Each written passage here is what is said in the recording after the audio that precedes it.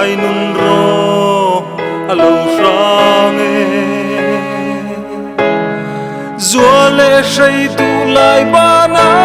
kain ri sang mual min liam sang dâu ta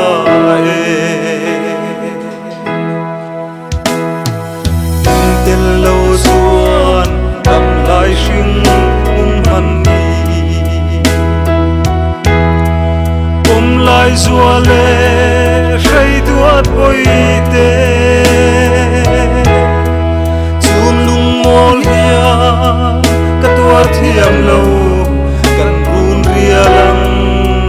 adai zo ta chan to khuar re tuar thiam har nge ye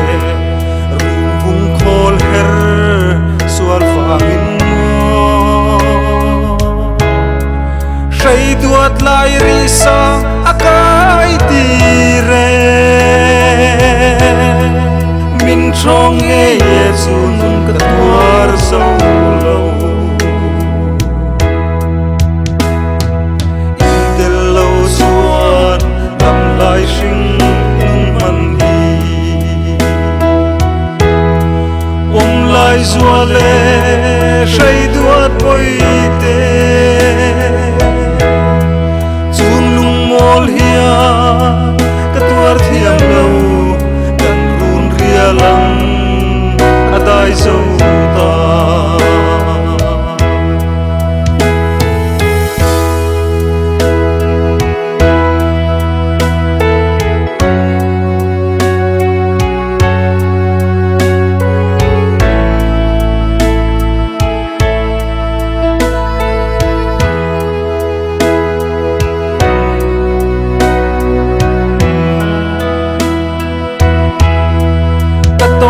na va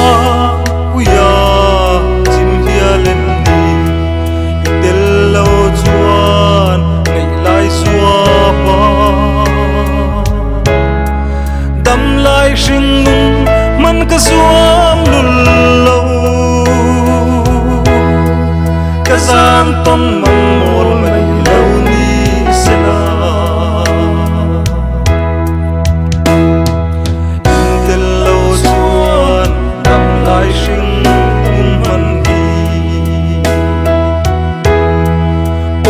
lai zua le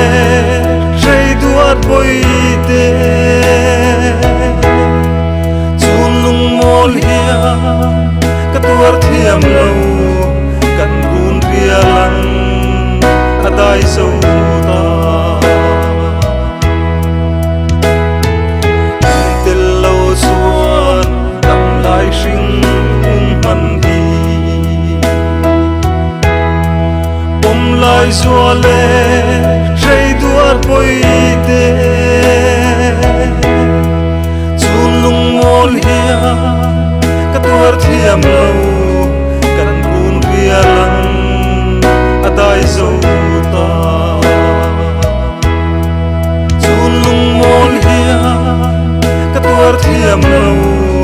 kan run ria lang adai zo ta